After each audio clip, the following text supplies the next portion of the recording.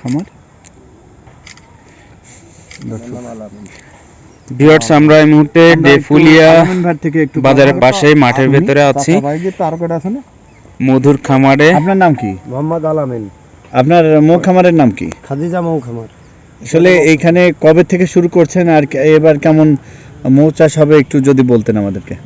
এটা আমরা সামনের মাসের 16 তারিখে খামারটি এই জায়গায় স্থাপনা করেছি। বছর আবহাওয়া অনুকূলে থাকার জন্য ইনশাআল্লাহ মধু খুব ভালো কালেকশন হচ্ছে। আমরা খামারি আশাবাদী এবছর আমরা লাভজনক কিছু করতে পারবো।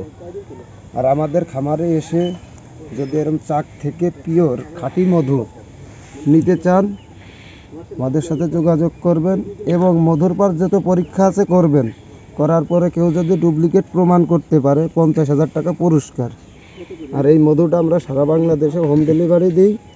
খাঁটি মধু যদি খামারে এসে দাঁড়িয়ে থেকে নিতে চান তা থেকে ডেফুলিয়া এলাকা বা অথবা ইছাখাদা বাজার আসলে আমাদের লোকজন আছে, ওখান থেকে আপনার খামারে রিসিভ করে আনবে। মোবাইল নাম্বার বলেন।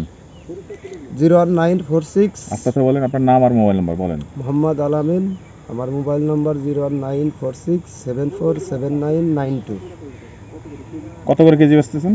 আমরা 500 টাকা কেজি বিক্রি করতেছি।